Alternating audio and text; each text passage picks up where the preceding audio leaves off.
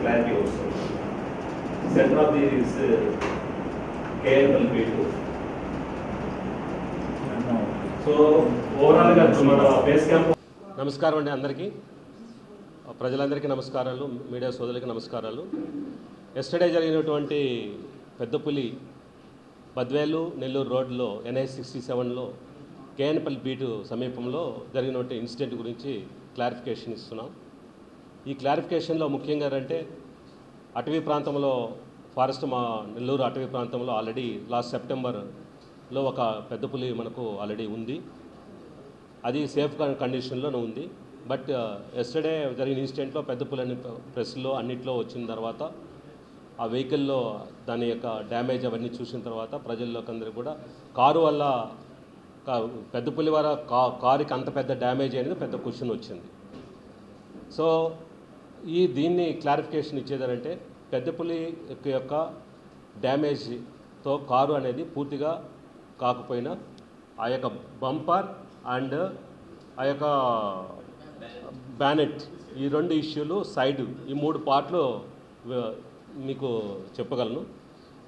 మెయిన్గా వచ్చి ఈ బంపర్ అనేది ఐరన్తో బాగా స్టాండర్డ్గా 118 సెంటీమీటర్స్ లెంగ్త్తో ఉండేది, 4 సెంటీమీటర్స్ థిక్నెస్తో ఉన్నటువంటిది, 11 సెంటీమీటర్స్ విడ్త్తో ఉన్నటువంటి ఒక బంపర్.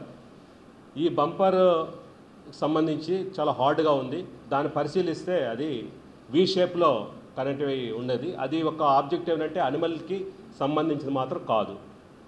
అది ఎక్కడో యాక్సిడెంట్ అయ్యి దాన్ని వచ్చి ఇక్కడ దాన్ని అనిమల్ వల్ల ఇంత డ్యామేజ్ అయినది రాంగ్. సో అది ఎందుకంటే సైంటిఫిక్గా చూసినా కానీ it is a clear cut. Ground level నుంచి 39 సెంటీమీటర్స్ హైట్ వరకే ఇది ఉంది. అది ఏమంటే లెగ్స్కి డ్యామేజ్ జరగాలి. లెగ్స్ డ్యామేజ్ చేస్తే అనిమల్ అక్కడక్కడే కుప్పకూలాలి. అటువంటిది ఏం జరగలేదు. ఈ అనిమల్ వల్ల ఆ బంపర్ ఉన్నటువంటి ఏదైతే ఐరన్ అనేది ఈ యొక్క టైగర్కి సంబంధించింది కాదు, పెద్ద పులిది కాదు. ఇది ఓల్డ్ వన్. డ్రైవర్ యొక్క ఒపీనియన్ అంటే లాస్ట్ 6 months బ్యాక్ వాళ్ళు దాన్ని పర్చేజ్ చేశారు. వాళ్ళు పర్చేజ్ చేసినప్పుడు ఇది కవర్ అతను ఈ బ్యానెట్తో ఇది కవర్ చేసి కప్పుపుచ్చాడు. సో ఇది ఇంతవరకు జరిగినటువంటి. రిగార్డింగ్ అక్కడ ఉంటే వెహికల్లో ఉన్నటువంటి ప్యాసింజర్స్కి ఎవరైతే ఉన్నారో వాళ్ళందరికీ ఎలాంటి డ్యామేజ్ ఏం జరగలేదు. వాళ్ళు చెప్పే దీని ప్రకారం అయితే పూర్తిగా టైగర్ని చూశారా అంటే నేను చూడలేదు అంటున్నారు. ఏదో పార్ట్ వరకు చూసే డ్రైవర్ నేను ముఖం ఆ పులి బొమ్మలు కూడా చూపించాం. వాళ్ళు ఇది అవునా కాదు సార్, నేను అయితే ఓన్లీ బ్యాక్ చూశాను అంటాడు. సో ఇవన్నీ కూడా ఇది కాదు. ఇంకొక అతను అడిగితే సార్ వెనకాల చార్లు ఉన్నాయట అంటాడు. మొత్తం పులి అంతా నేను చూడలేదు సార్ అంటాడు. సో ఏమైనా అఫ్రైడ్ అంటే భయంతో ఏమన్నా అతనేమన్నా చెప్పలేకుండా ఉన్నాడని అవి కూడా ప్రశాంతంగా పెట్టి అర్లీ మార్నింగ్ కూడా మనతో డిస్కస్ జరగడమే.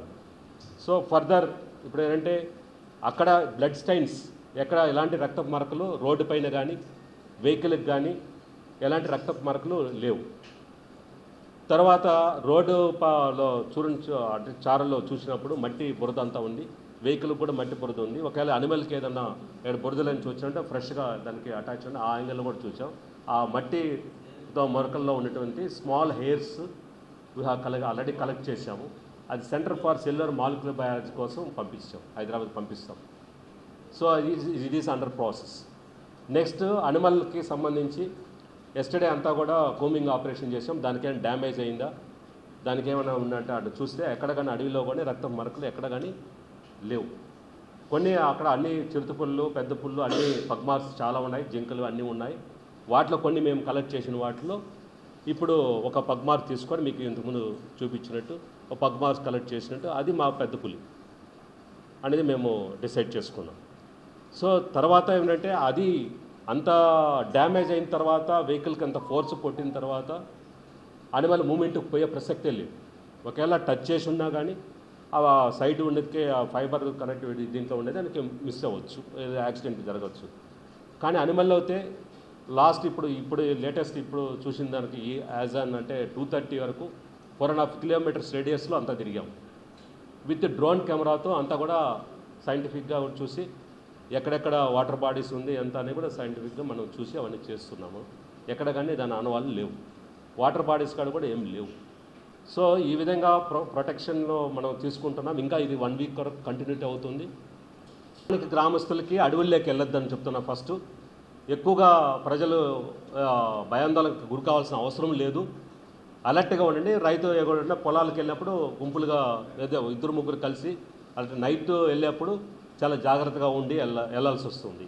తర్వాత అవేర్నెస్ క్యాంప్స్ కండక్ట్ చేసాము. ఎక్కువగా వచ్చి ప్రజలైతే అడవుల్లోకి పోకుండా ఉంటే చాలు. అదేవిధంగా హంటింగ్ కానీ ఇవన్నీ ప్రొహిబిటెడ్. సో ఇప్పుడు అది డిక్లైర్డ్ యాజ్ ఏ ప్రొటెక్టెడ్ ఏరియాగా డిక్లేర్ చేస్తున్నాం. దీంట్లో ఎవరన్నా కానీ అడవిలోకి ఎంటర్ అయితే serious punishments wildlife protection act 1972 ప్రకారము వైల్డ్ లైఫ్ కేసు బుక్ చేయాల్సి వస్తుంది. థ్యాంక్ యూ అండి.